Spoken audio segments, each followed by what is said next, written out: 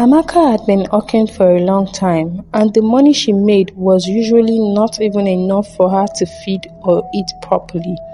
Most times, she would work day and night only to earn a little amount of money which was not even enough to attend to her needs.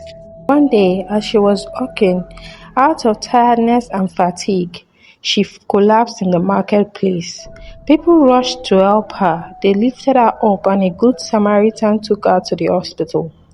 At the hospital, the doctors told her that she was pregnant and she needed to reduce the stress. Amaka was so shocked. She had no idea that she had been pregnant before the death of her husband. This was a bittersweet news to her, and she deliberated on what next to do with her life. She eventually decided to go back to her mother in the village. Her mother had been worried about her anyways, calling her relentlessly, but Amaka had been pretending that everything was perfect.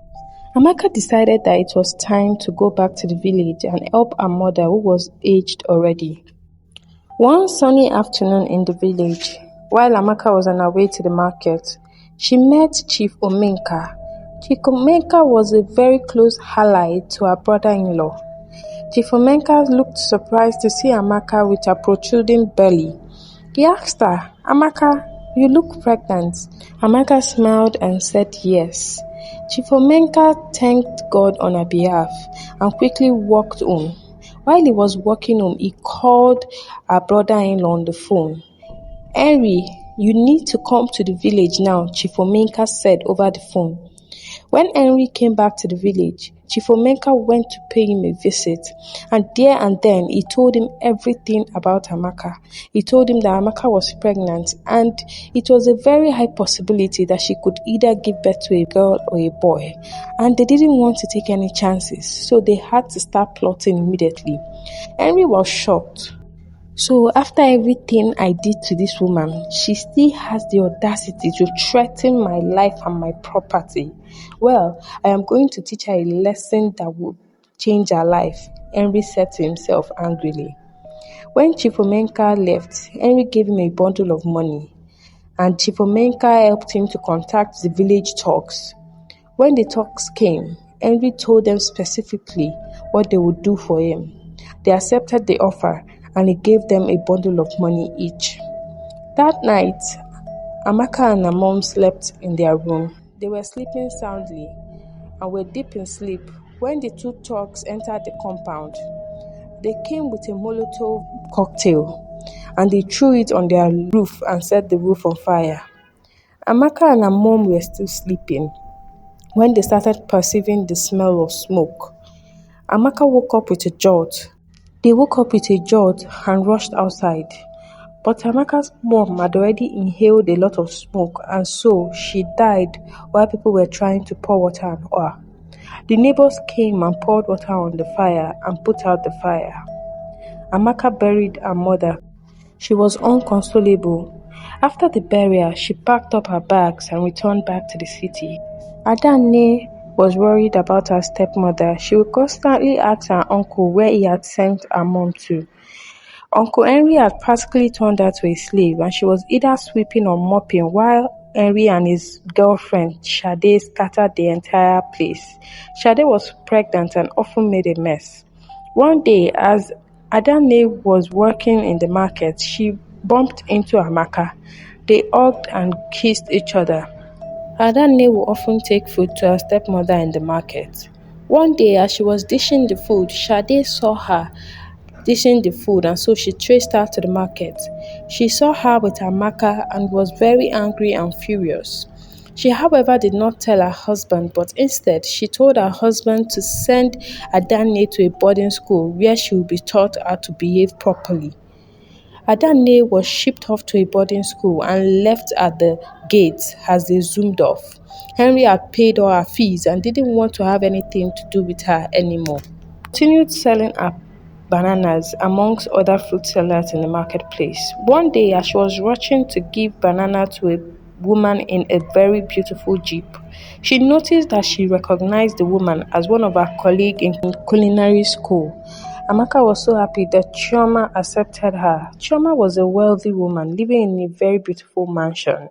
She invited Amaka over to her house and started taking care of her like her own sister. Chioma was so loving and caring, she changed Amaka's wardrobe. She also changed her diet and always bought her nutritious food. One day, as Chioma was in her sitting room, a woman dressed in black, which Chioma recognized as her queen mother in a cult that she belonged to, came to her and told her that it was time for her to fulfill a human sacrifice promise. Chioma was so shocked because she wasn't expecting it yet until the next year. She prepared a delicious meal for Amaka and asked her to come and eat. She added sleeping pills into the food, so after Amaka ate, she slept off soundly. When Amaka woke up, she saw herself in a cave, surrounded by witches with knives about to tear her stomach open. As they drew closer, suddenly there was a loud thunder and lightning, and her husband, Nnamdi Okafor, appeared in white and struck the women with lightning. They all fell apart and he carried Amaka safely. He went in front of a Catholic church and dropped Amaka in front of the church. When Amaka woke up, it felt like a dream. But when she woke up on the bed, she was surrounded by nuns and reverend sisters who took care of her going forward. Amaka was so joyful and happy that even though her husband was dead, he was still with her in spirit. The nuns helped Amaka, and Amaka in turn prepared delicious meals for them. She often served them different delicacies, and they were surprised that Amaka cooked so well. Amaka told them that she was a culinary school graduate and that she was also a chef before she got married. They encouraged her to go back to her life once she had put to bed. One day, Amaka was praying in the church when a sister overheard her prayers and asked her, "Amaka, sorry to have been listening to what you were saying, but is everything you mentioned true?" Amaka said yes. The Reverend Sister promised to introduce her to a lawyer friend of hers who would be ready to sue Henry to court and recover all the properties that Henry stole from them. One day, as Amaka was cooking with the nuns in the kitchen, her water broke and she was rushed into the labor room where she gave birth to twins. Everyone was overjoyed and Amaka herself was pleased to finally see her two cute babies. Amaka got a lawyer through the Reverend Sister. The lawyer represented her and sued Henry to court. The proceedings of the court took several weeks and months before finally the judgment was passed. On the day where the judgment will be read out, everyone was in the courtroom. Henry was with his girlfriend Sade, who was chewing gum. The judgment was read out by the judge, and Henry Okafor was found guilty of murder, child abuse, attempt to life, and fraud. He could not believe his ears, and Sade burst into tears. He was escorted out of the courtroom by armed policemen who had already handcuffed him. Amaka could not believe her eyes or her ears.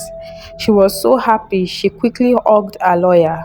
Her lawyer was overjoyed. Amaka got full custody of Adani and other properties, although Henry had sold most of the properties, but the remaining one she was happy to have received it. She quickly went to Adani's school and picked her up. Both of them arrived into their mansion with the twins in her arms and Adani by her side. Amaka started her business once again. She was grateful for this second chance. She had learned quite a number of lessons and she was ready to try again. Her business was booming and going stronger. Adani usually helped her out in the kitchen. Soon, she was able to grow her following to 1 million followers on Instagram. People followed her and people recommended her services for different events such as weddings, birthday, or any political meeting that you can name of. Amaka soon became a sought-after chef, who everyone knew that when you called her, you were going to receive the best of services. People looked up to her, and she often gave them advice based on her own life experience.